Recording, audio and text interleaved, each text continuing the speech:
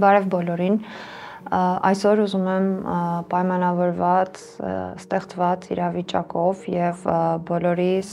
ապրումներով պայմանավորված խոսել մի փոքր ստրեսակայունության մասին։ Սկսեմ մեջբերելով հոգեբան Ֆրանկլի տողերը, սա հոգեբան է, որը եղել է կոնցլագերում, համակենտրոնացման ճամբարում։ Եվ նա նշում է, որ առաջինը կոտրվեցին նրանք, ովքեր մտածում էին, որ շուտով ամեն ինչ կվերջանա, հաջորդիվ նրանք, ովքեր կարծում էին, որ այս ամենը երբեք չի վերջանա, եւ հնարավորություն ունեցան գոյություն պահպանելու եւ չկոտրվելու միայն այն մարդիկ, ովքեր շարունակում էին զբաղվել իրենց գործունեությամբ եւ ինչ որ առօրյա նպատակներ ունեին։ Ինչին է սա ուղղված, նախ որպեսզի կարողանանք ինչ-որ իրադարձության մեջ ինչ-որ կերպ գործել, ինչը իսկապես կարևոր է։ Մեզ կարևոր է դուրս գալ ստրեսի այն մակարդակից, որի մեջ հայտնվել ենք։ Եթե հիշում եք, նախկին հաղորդումներից մեկում խոսել եմ արդեն սուր եւ խրոնիկ ստրեսի մասին, եւ սա այն իրավիճակն է, երբ ստեղծված սուր ստրեսը բոլորիս համար 4-ից 6 շաբաթ տևողության հետևանքով աստիճանաբար սկսում է անցնել խրոնիկի եւ խրոնիկ ստրեսի վտանգների մասին ենթադրում եմ երևակայում եք, սա տոտալ հոգնածությունն է, անուժության զգացումը, անկարողությունը գործելու, երբ արթնանում ենք ուժասպառ վիճակով, լուրերի տարափով պայմանավորված գիշերները անքնություն ունենք, բարդացել է կյանքը ընդհանուր առմամբ, տրամադրություն չկա, ռեսուրս չկա եւ մենք շատ դյուրագրգիռ ենք ու հեշտ ընկնում ենք բարձր էմոցիոնալ ինտենսիվության վիճակների մեջ։ Ինչ անել այս պայմաններում եւ ինչով ուղղորդվել։ Նպատակը այս վարժության հետևյալն է, որ մենք թույլ չտանք ստրեսը մեզ կառավարի, իսկ դա շատ հեշտ է, որովհետև հիշում եք այդ կորտիզոլի բաժնի մասին, երբ մեր օրգանիզմում շատ է ստրեսի հորմոնը, որը ինքնին հուշիչ է մարմնի համար, որ ես անապահով վտանգավոր վիճակում եմ, պայմանավորված մեր ներկա իրադրությամբ շատ վտանգավոր է եւ իրավունք վերապահեմ ինձ նույնիսկ ասել, որ մենք չի կարելի որ այսպես վարվենք մեր հետ այս իրավիճակում։ Ինչի, որովհետև այն ինչ կատարվում է բավականին դեռանորոշ է, այսինքն ինքնին տագնապ է ստեղծելու եւ մենք չգիտենք ինչքան ուժ ու ռեսուրս, ինչքան ժամանակով մեզ պետք կգա դեռևս առաջիկայում ու պայմանավորված սրանով յուրաքանչյուրիս պատասխանատվությունն է հոգ տանել ինքներս մեր մասին, որ կարողանանք մաքսիմալ էֆեկտիվ եւ օգտակար լինենք մյուսներին, եթե նման ցանկություն ունենք։ Առնվազն ինքներդ ձեզ օգնելը կնպաստի ոչ միայն ձեզ, այլ առնվազն եւս մի քանի հոգու ձեր շրջապատում, որպեսզի գտնեն իդեմս ձեզ որոշակի ստաբիլություն այս անստաբիլ ժամանակներում։ Այսպիսով նպատակը կառավարելն է ստրեսը եւ թույլ չտալը, որ այն մեզ կառավարի։ Եվ եթե պատրաստ եք, առաջարկում եմ թուղթ ու գրիչ վերցնեք եւ նշումներ անեք դեռևս եւ դրա հիման վրա հետո շարունակելու եք գրառումները, որոնք կօգնեն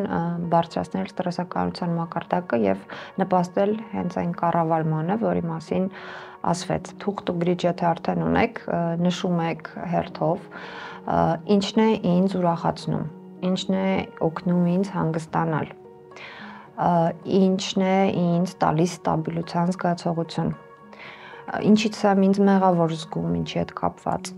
ինչն է ինձ տագնապի մեջ գցում եւ ինչից եմ վախենում կամ անհանգստանում եւ կարող եք շարունակել ցանկը ըստ ձեր այլ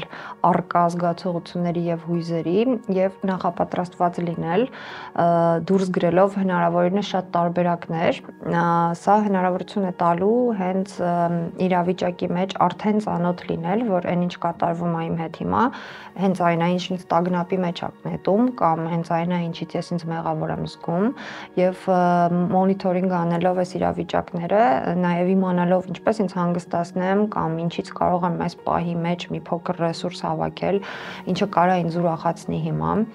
օգնում ենք մեզ կառավարել իրավիճակը, ծանոթ լինել եւ մի փոքր հնարավորինս նվազեցնում ենք այն անորոշությունը, որի մեջ հայտնվել է մեր հոգեկանը։ Տանալով այս ցանկը Կարող եք վերև ու ներքև գնալ ընտրելու համար, որ իրավիճակում ինչ գործողության դիմել։ Երկրորդ վարժությունը, որ կարող է ձեզ օգտակար լինել այս դեպքում, դա նույնպես թուղթ ու գրիչով ենք անում եւ այս տեխնիկան կօգնի ձեզ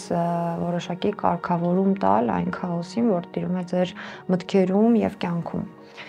Սրա համար դուրս ենք գրում 5 կետ, առաջինը դա ինչ եմ ես կորցրել։ Գուցե ես կորցրել եմ տուն, ես կորցրել եմ երազանքներ, նպատակներ, գուցե ես կորցրել եմ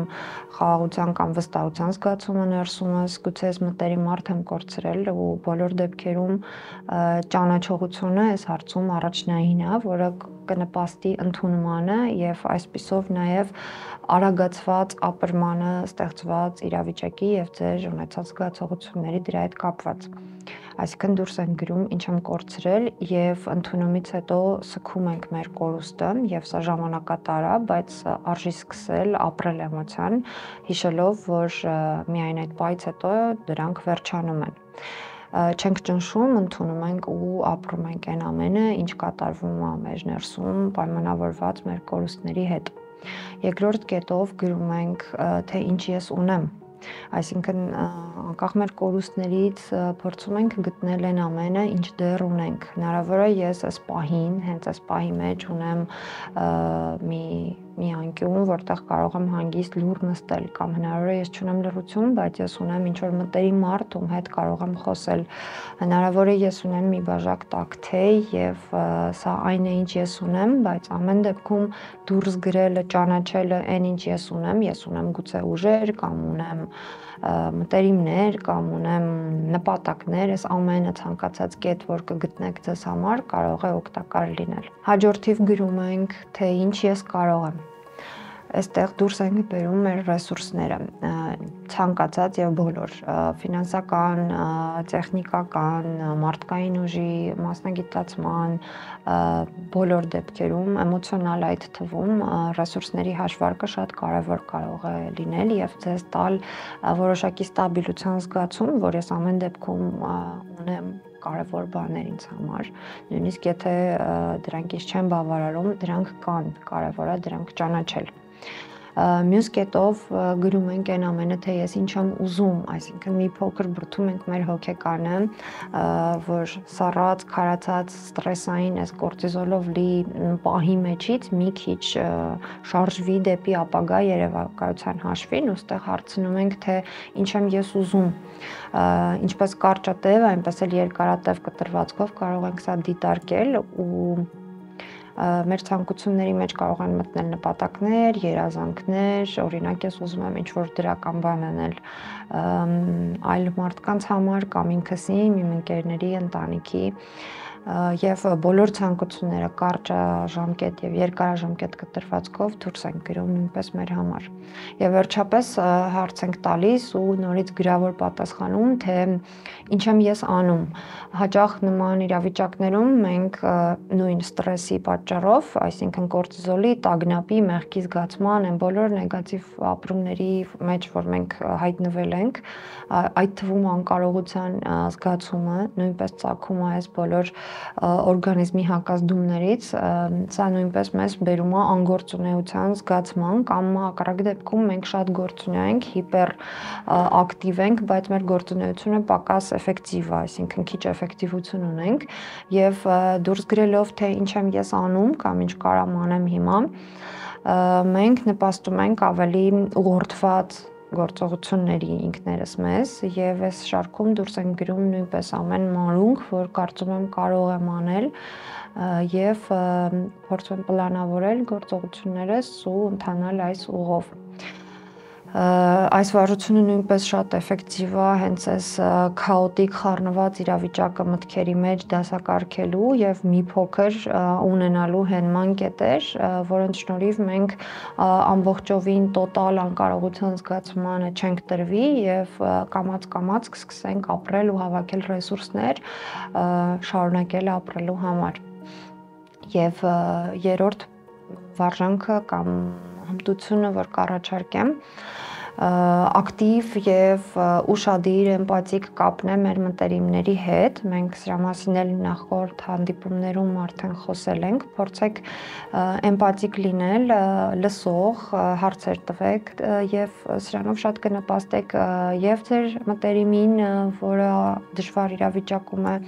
կամ նեգատիվ էմոցիայի ազդեցության տակ է տևական կամ տևական չէ, բայց սուր է ձեզ թվում նրա ռեակցիաները։ Հարցեր տվեք, լսեք, ապրումակցեք նրան, սա հնարավորություն կտա նաև ձեզ ավելի դրական վիճակի գալ, շնորհիվ